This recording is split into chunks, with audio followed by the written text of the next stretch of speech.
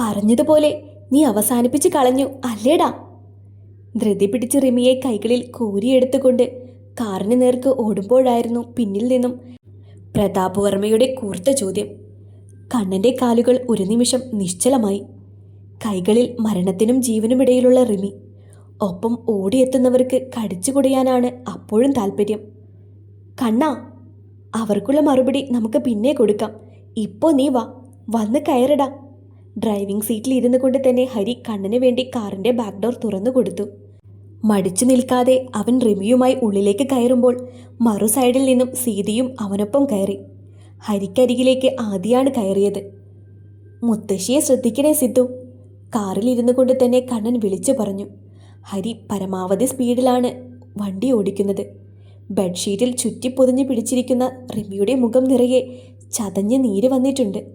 ചോര കല്ലിച്ച ചുണ്ടുകളിൽ പല്ലുകൾ ആഴ്ന്നിറങ്ങിയ അനേകം പാടുകൾ.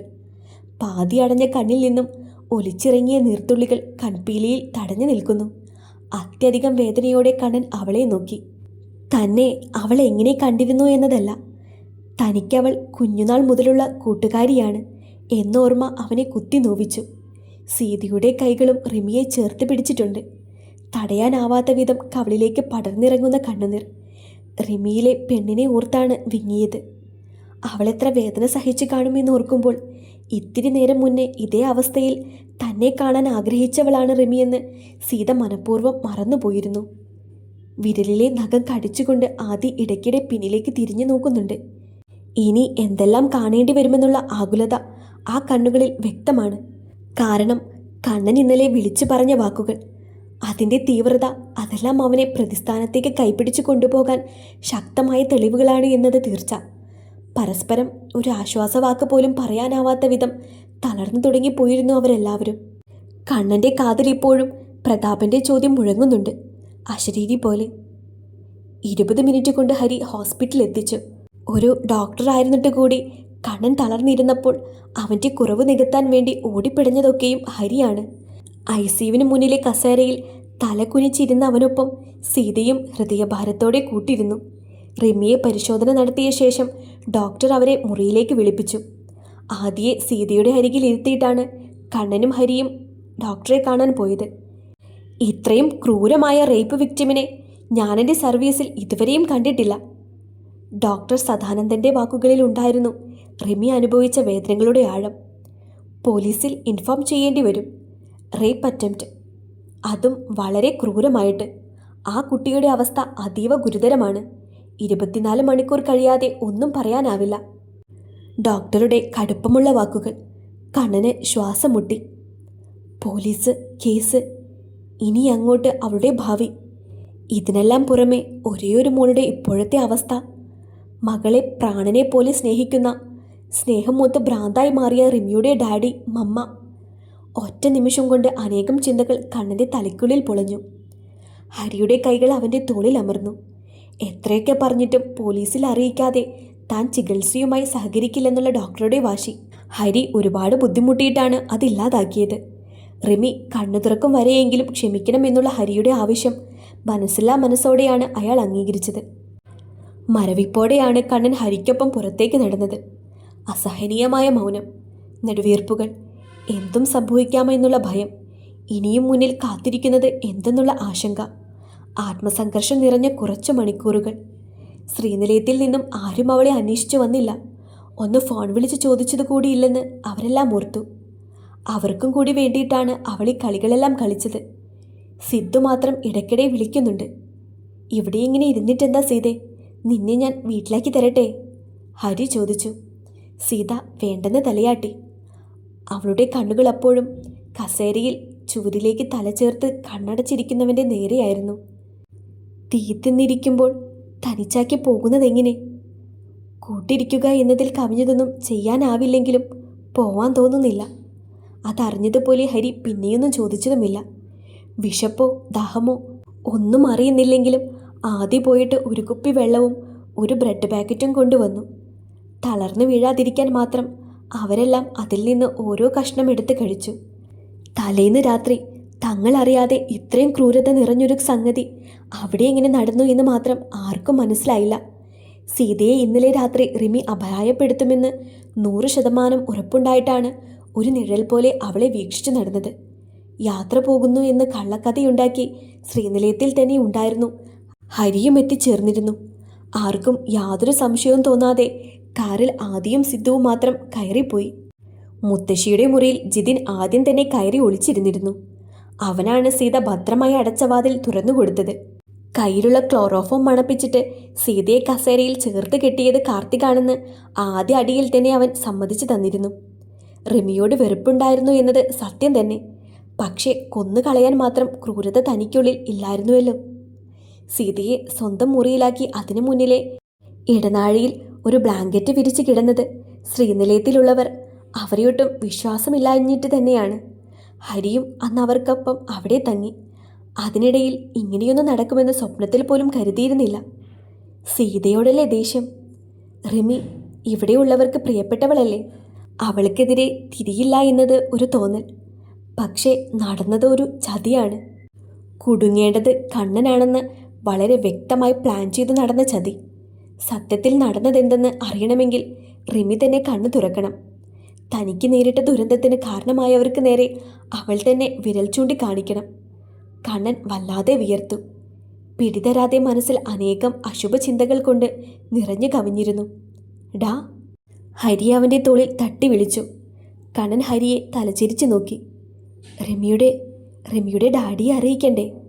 ഹരിയുടെ ചോദ്യത്തിന് മുന്നിൽ കണ്ണൻ പകച്ചുപോയി. സീത നോവോടെ അവനെ നോക്കി. പറയാതിരുന്നാലല്ലേടാ കൂടുതൽ അപകടം, ഹരി വീണ്ടും പറഞ്ഞു. അയാളോട് ഞാൻ എന്ത് പറയും ഹരി? അകത്ത് ജീവനോട് മല്ലിട്ട് കിടക്കുന്നവളിലാണ് അയാളുടെ ജീവനും ജീവിതവും. അങ്ങനെയുള്ള ഒരാൾ ഇതറിയുമ്പോൾ എനിക്കറിയില്ല ഹരി എന്ത് വേണമെന്ന്. കണ്ണൻ വീണ്ടും കൈകൾ കൊണ്ട് തല താങ്ങി കുനിഞ്ഞിരുന്നു. എന്നെ വിശ്വസിച്ചു കൊണ്ടല്ലേ അയാൾ ഇങ്ങോട്ട് മകളെ വിട്ടത്. എന്നിട്ടിപ്പോൾ അവൾക്ക് സംഭവിക്കാവുന്ന ഏറ്റവും വലിയൊരു ദുരന്തമാണ് നടന്നത്. അയാൾ ചോദിച്ചാൽ ഞാൻ എന്ത് ഉത്തരം പറയും ഹരി? കലങ്ങി ചുവന്ന കണ്ണൻ്റെ മിഴികൾ. അതിന് നീയല്ല, അയാളുടെ മകളാണ് നിന്നെ ചതിച്ചത്. അതിനുള്ള സമ്മാനമാവും അവൾക്ക് കിട്ടിയതും. ഹരിയുടെ സ്വരം മുറുകി. അതൊന്നും അയാൾക്ക് പറഞ്ഞാൽ മനസ്സിലാവില്ല ഹരി. മകളിപ്പോൾ പകലെന്ന് പറഞ്ഞാൽ അതേന്ന് അയാളും സമ്മതിച്ചു കൊടുക്കും. അതുപോലുള്ള ഒരാൾ. കണ്ണൻ നെറ്റി തടവി. ആ, അതുപോലെ വളർത്തിയ അപ്പോൾ മക്കൾ ഇങ്ങനെയിരിക്കും, ഹരി പുച്ഛത്തോടെ പറഞ്ഞു. എന്തായാലും നീ വിളിച്ച കാര്യം പറഞ്ഞേക്ക്. ഇല്ലെങ്കിൽ അത് കൂടുതൽ കുഴപ്പമുണ്ടാക്കും. ബാക്കി നമുക്ക് വരുന്നിടത്ത് വെച്ച് കാണാം. നീ ടെൻഷനാവുന്നത് എന്തിനാ? നീ തെറ്റൊന്നും ചെയ്തിട്ടില്ലല്ലോ, ധൈര്യമായിട്ടിരിക്കെ. ഹരി കണ്ണൻ്റെ തോളിൽ തട്ടി. അവനൊരു നെടുവീർപ്പോടെ അതേ ഇരിപ്പ് തുടർന്നു. വൈകുന്നേരമായിട്ടും റിമിയിൽ കാര്യമായ മാറ്റങ്ങളൊന്നും ഉണ്ടായില്ല. പ്രതീക്ഷകൾ തീർത്തും അസ്തമിക്കുന്നത് പോലെ അവരെല്ലാം ഒന്നുകൂടി തളർന്നിരുന്നു. എന്തു ചെയ്യണമെന്ന് ഒരു രൂപവുമില്ല. ഒടുവിൽ കണ്ണനിൽ നിന്നും റിമിയുടെ ഡാഡി ജോണിൻ്റെ നമ്പറിൽ വിളിച്ചത് ഹരിയാണ്. അവൻ പറയുന്നത് കേൾക്കാനുള്ള ക്ഷമ പോലും ഇല്ലാതെ ഫോണിൽ കൂടി അയാൾ അലറുകയായിരുന്നു. വിടില്ല ഞാൻ ഒരുത്തനെയും. ആ വാക്കുകൾ ഹരിയുടെ ഹൃദയത്തിൽ പ്രകമ്പനം കൊണ്ടു. ചെറിയൊരപകടം, അതുമാത്രം പറഞ്ഞിട്ടാണ് ഇങ്ങനെ. ഇനി അയാൾ കാര്യങ്ങൾ പൂർണ്ണമായും അറിയുമ്പോൾ എന്തായിരിക്കും അവസ്ഥയെന്ന് ഓർക്കുമ്പോൾ ഹരിക്കും ടെൻഷനുണ്ടായിരുന്നു. ഹോസ്പിറ്റലിൻ്റെ പേരും സ്ഥലവും പറഞ്ഞു കൊടുത്തുകൊണ്ട് ഹരി ആ സംഭാഷണം അവസാനിപ്പിച്ചു. എത്താവുന്നതിൻ്റെ പരമാവധി സ്പീഡിൽ അയാൾ ഇവിടെ പറന്നിറങ്ങുമെന്ന് കണ്ണനും ഉറപ്പായിരുന്നു. കയ്യിലൊരു ബോംബും വെച്ചിട്ടാണ് ശ്രീനിലയത്തിലുള്ളവർ മൗനമായിരിക്കുന്നത് എന്നതും അവൻ്റെ പരവേശം കൂട്ടി.